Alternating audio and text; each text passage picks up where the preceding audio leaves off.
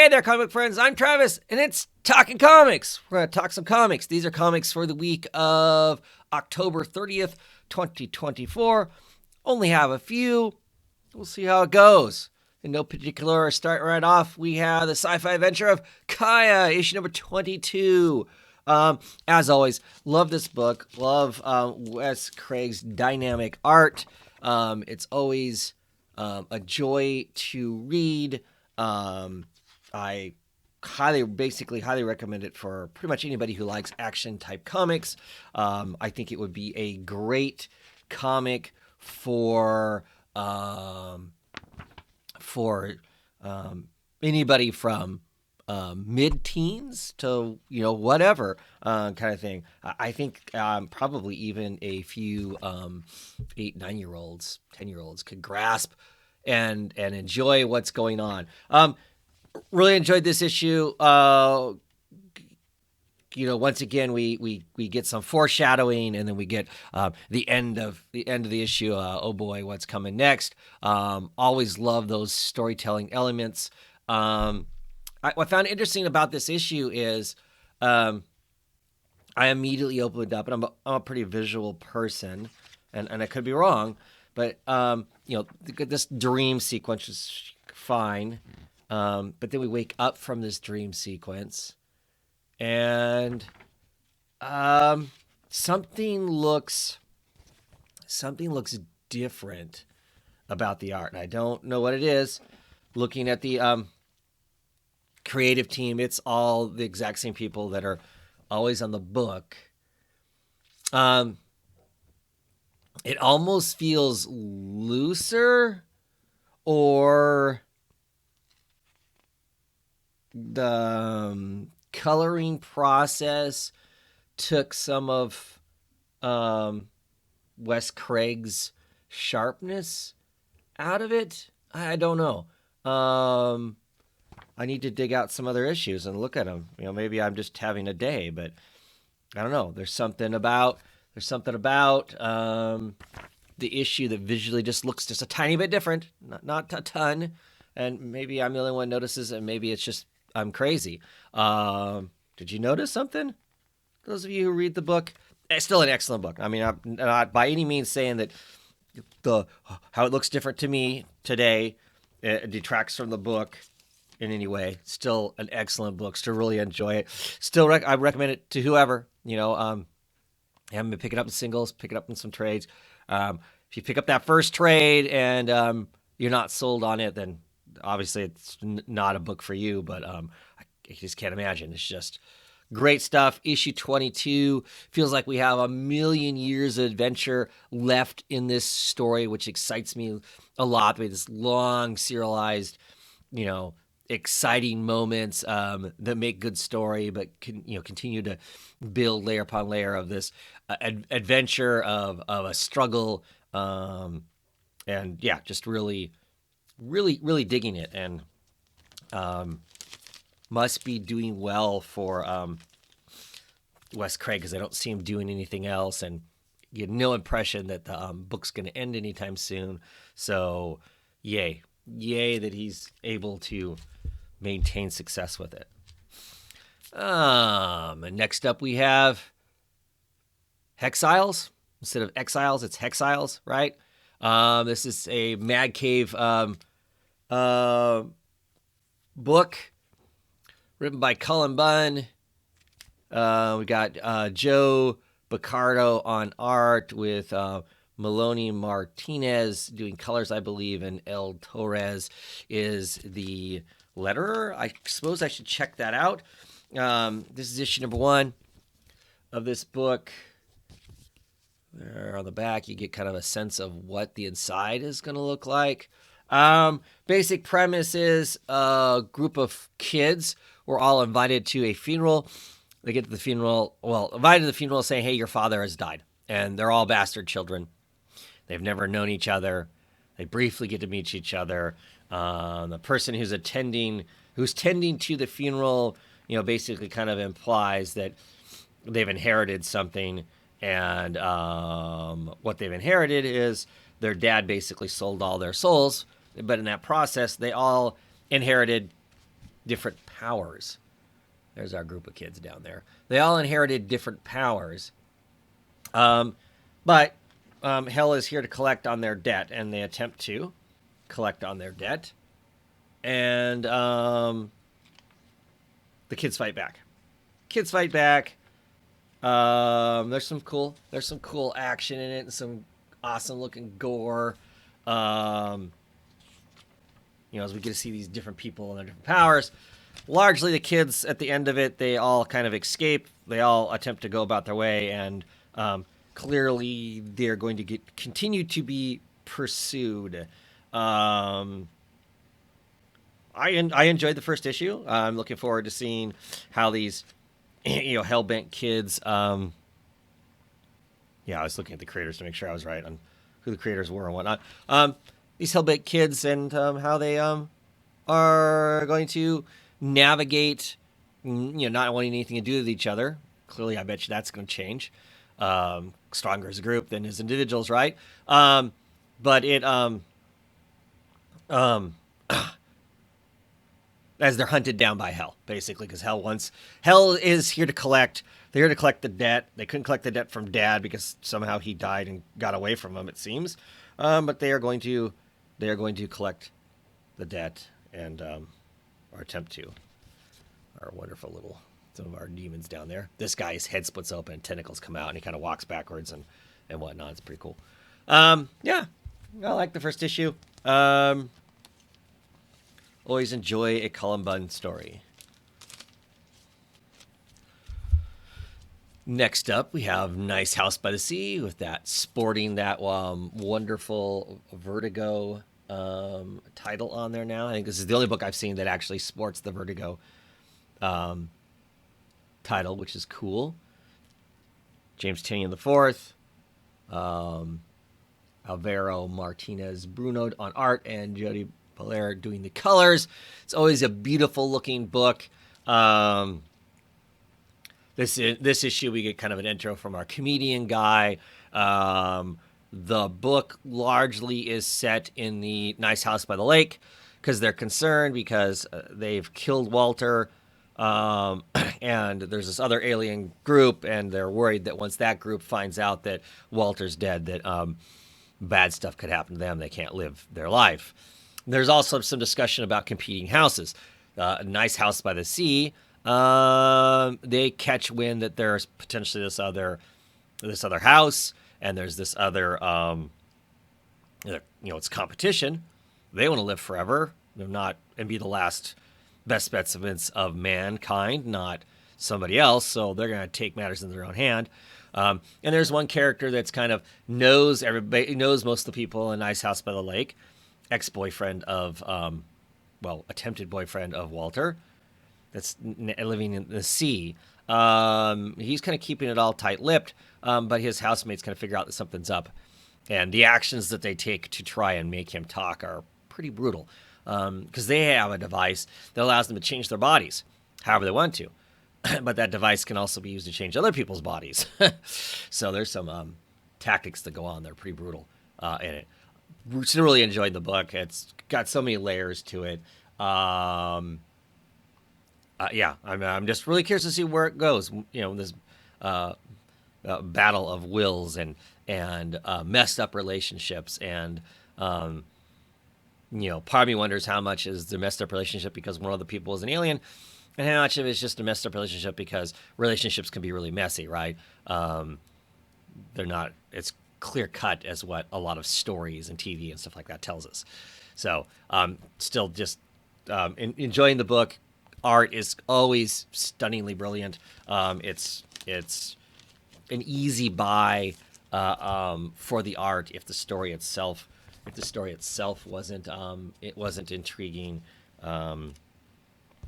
It's just good stuff. Here they are at a New York play in the past. I believe it's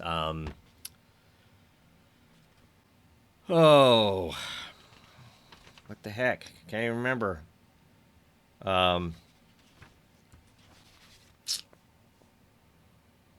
Something midnight. Shakespeare. Wow. Draw blank. Any rate, art is Brill. Coloring on it is just sharp as could be. Good stuff. I can't imagine it's going to be done with A Nice House by the Sea, though. I mean, maybe it will. I I mean, obviously the story could radically change and surprise me. Next up, we have Dwellings. This is the All Hallows Eve. This is the All Hallows Eve Special. So it's just a single issue. I picked up the Dwellings before. I think it was a 4-issue run. It was a horror anthology, and it's all of the book is these kind of cutish cartoon characters, but it is definitely adult themed and definitely very much horror based. There's a dude being staked because the person in the yellow ring slicker who put them in the bathtub believes they're a vampire because they act like a vampire. So and they pretty much chop them up. So there we are, washing them down the drain. This was a lot of fun. I definitely enjoyed it. It was definitely kind of a one-shot horror story, but set in the there is kind of a world, this world, the Dwellings world, and it's set in one of the towns that the last thing about it was in. And so it's just amazing how messed up, creepy, and fun this book can be with these cute images and whatnot, but it is truly messed up, hauntings, dismemberings, and all kinds of crazy stuff. Another awesome thing about this book is the whole thing is it's built on kind of the camp of a comic book. Up here, instead of having the child code warning, it's definitely not intended for kids. Cowards there. It's got fake, dinged corners. So it's supposed to be like an old-timey comic book in itself. It's got full-on ads, fake ads for stuff. There's not an ad in the book, but it is full-on fake ads. I mean, here's one for Dracula's fangs. It's awesome. I mean, the ads themselves, they put as much into the ads as they do to anything else about the book, and I love it for that too, because I pause and read those ads, because the ads are just trying to find the other one. Oh yeah, the ads are just nuts. Genuine rubber movie mask. Put Hollywood in your head, and then it's got really old movie figures there, and then of course it's got some of the stuff from the book. So yeah, it's really cool. And then in the back of this, it's got this unlullabies, real rhymes for naughty nurseries, and Eeper Weeper, pumpkin eater. See the pumpkin he's eating. At any rate, yeah, it ends horrifically, but super excited also because every haunted house deserves a second story. And then there's Dwellings second story. So coming back in 2025 at some point from Oni Press, I will be picking this up when it comes out.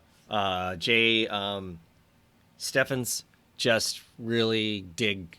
It's just fun. It's just amazingly fun. I had a real kick out of it because, like I said, it's just you get calmed down by the fun art of it, and then hammered by just crazy stuff going on in it. So very much enjoyed it. And finally, this week it is the one-shot Poison Ivy Swamp Thing Feral Trees. I really liked this book. So written by Jill Will Wilson. She has been writing 27 issues of Poison Ivy now. She writes this. Mike Perkins, who did the art for the last run of Swamp Thing that came out. It was like a 16 or 17 issue series. Started out like 12, and they gave them extra issues and stuff. Um, Mike Spencer, I believe, is doing the uh, colors on it, and not on the cover is Handsome Almas is doing the lettering. But so really cool, really dark looking. We're in the swamps of Gotham. Perkins and the colorist Mike Spencer just do such an awesome job of the ambiance of the darkness that would be in this sort of a story. Um, bad stuff happens to people in the swamp or around the swamp. Oh no, something's happening. Our heroes have to figure it out. Get this great page of theirs, Poison Ivy with Harley, and then they're sleeping and being awoken, and then there is in the marshlands outside of Gotham, of course, is Swamp Thing being awoken by whatever is calling them. Um, but yeah, it's just so story wise. G. Willow Wilson in this writes a really good, dark, um, kind of philosophical book on the world, kind of on society, on how people are treated. This kind of competing how to deal with the world between the Parliament of Trees, because there are a few Parliament of Trees in this, versus Poison Ivy. Poison Ivy's kind of has one foot in both places, one foot in the green, one foot in humanity. They basically imply to her that she's never going to be successful doing that, and she needs to commit. And if she's not going to commit, she's just not going to truly be one of them. And she feels like, I'm one of the green. Um, and there's some really interesting push and pull philosophical conversations that go on through this whole thing, and I really, really loved it. I really kind of wish that G. Willow Wilson wrote Poison Ivy, the main title, this way. The Poison Ivy book has some of those elements in it, but they're not as serious feeling or as strong feeling. There's a little more levity in the other book. It feels a little lighter. I mean, clearly it's dealing with ecological disasters and the death of the planet, which all feel really real because if you believe anything remotely close to science, um, we our planet is warming up and it's going to cause us problems. That's that's reality. That's fact. Um, and so the regular Poison Ivy book, deals with that, but it deals with it. It just feels lighter, whereas this book just felt a really kind of cool, heavy philosophical thoughts on where on the stuff and how to address it and how to fight that and some moral questions around Poison Ivy's approach and the Parliament of Trees approach, to the whole thing. I just and looks at society and and and and all of that stuff, and I just really, really, really, really dug it, and I kind of wish that the Poison Ivy book was this kind of more of a serious um, title that this is, because this issue is definitely serious and really, really cool. Um, if you're interested in just a one-shot story, you don't have to know what's going on with Poison Ivy at all, or Swamp Thing, to read this and get a lot out of it. I mean, it might help to know at least the concept of the Parliament of Trees, but I don't think you have to know that either if you're coming into this completely green. It's still just a really cool kind of horror, story in a sense.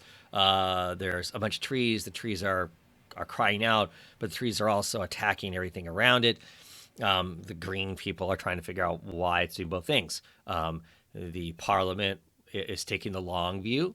Let's be patient, wait, and see what happens. And of course, Poison Ivy wants to solve the problem. Let's fix it. So great book. That's it. That's it for this week. Keeping it under an hour. How about that? At any rate, thanks for watching. If you did, much appreciated. And I will catch you next week, hopefully with more videos. Have a great one, everybody.